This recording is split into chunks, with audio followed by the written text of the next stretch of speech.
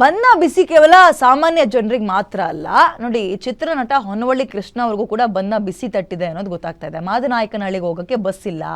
White ಫೀಲ್ಡ್ನಿಂದ ಮೆಟ್ರೋದಲ್ಲಿ ಮೆಜೆಸ್ಟಿಕ್ಕಿಗೆ ಬಂದ್ವಿ.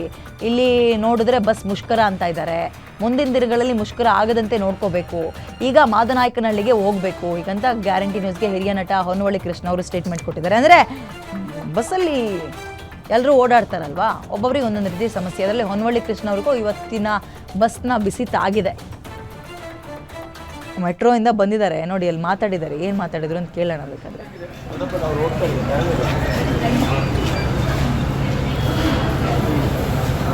ಚೆನ್ನ coffee ಚೆನ್ನ, ನೀವು ಎಂತ ಚೆನ್ನ.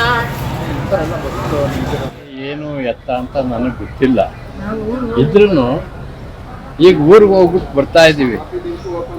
ನಾನು ಅದಕ್ಕೆ ನಮ್ಮ ಹೆಂಗಸ್ರಿಗೆ ಹೇಳಿದೆ, ಇಲ್ಲೇ ಒಂದು ಇಡ್ಲಿ ಪೂರಿ ಏನೋ ತಿನ್ನೋಣಮ್ಮ ಅಂತ. ಸರಿ ಕೊಡಿಸಿದ್ರು, ತಿಂದೆ. ಅಷ್ಟೊತ್ತೆ ನೀವು ಎದುರುಗಡೆ ಬಂದ್ರಿ, ನನ್ನ ಅಡ್ಡ ಹಾಕೊಂಡ್ರಿ. ಏನೋ ಆದ್ರೂ ಈ ಥರ ಆಗಬಾರ್ದಾಗಿತ್ತು ಸರ್. ಟೋಟ್ಲಾಗಿ ಹೇಳಬೇಕು ಅಂದ್ರೆ ಜನಗಳಿಗೆ ಎಷ್ಟು ತೊಂದರೆ ಅನ್ನೋದು ಅವರವರು ಗೊತ್ತತ್ತೆ ನೋಡಿ. ಅಲ್ಲೆಲ್ಲ ಬಸ್ ಸ್ಟ್ಯಾಂಡಲ್ಲೆಲ್ಲ ಯಾಕೆ ಕೂತಿದ್ದಾರೆ, ಇಲ್ಲೆಲ್ಲ ಯಾಕೆ ನಿಂತಿದ್ದಾರೆ. ಇದ್ರೂ ಆ ಥರ ಆಗಬಾರ್ದಾಗಿತ್ತು.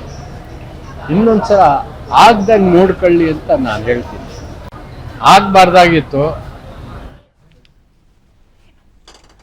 ಓಕೆ, ಸಾರಿಗೆ ನೌಕರರ ಮುಷ್ಕರ ಎಲ್ರಿಗೂ ಕೂಡ ತಟ್ಟಿದೆ. ಅದರಲ್ಲಿ ಸ್ವಲ್ಪ ವಿಶೇಷ ಸಂಗತಿ ಅಂತ ಹೇಳಿದ್ರೆ, ನಟ ಹೊನ್ನವಳ್ಳಿ ಕೃಷ್ಣ ಅವರು ಇವತ್ತು ಅವ್ರ ಊರಿಗೆ ಹೋಗಬೇಕು ಅಂತ ಬಂದಿದ್ದಾರೆ. ವೈಟ್ ಫೀಲ್ಡಿಂದ ಮೆಟ್ರೋದಲ್ಲೇನೋ ಬಸ್ ಸ್ಟ್ಯಾಂಡಿಗೆ ಬಂದಿದ್ದಾರೆ. ಅಲ್ಲಿ ನೋಡಿದ್ರೆ ಬಸ್ ಇಲ್ಲ.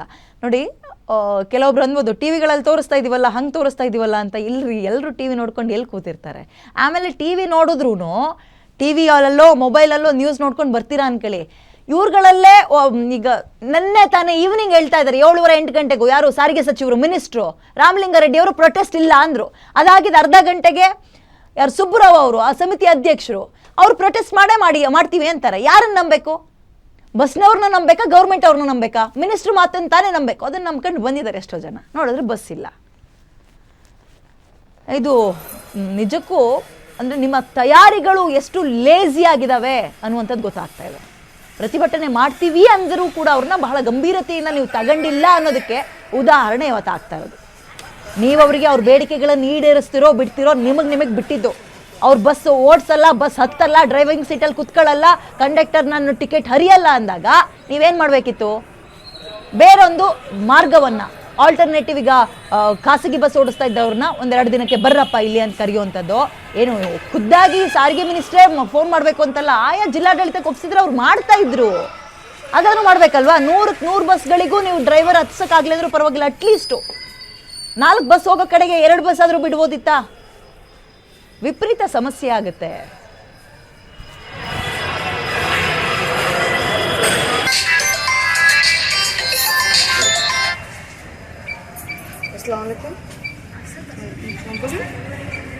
ಚಿಲ್ಲರೆಲ್ಲ ಇವತ್ತು 500 ನೋಟ್ಗಳು ತೆಗಿಬೇಡ್ರಿ. ಇವತ್ತು ಗಾಡಿಗಳೆಲ್ಲ ಒಂದೇ ಲಾಸ್ಟ್.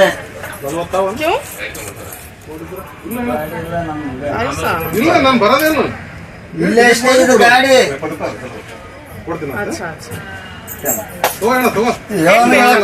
ಬರೀ ಚಿಲ್ಲರ್ ಇದ್ರೇನೆ ಲೆಕ್ಕ ಇದೆ. ಚಿಲ್ಲರ್ ಎಲ್ಲ ಇವತ್ತು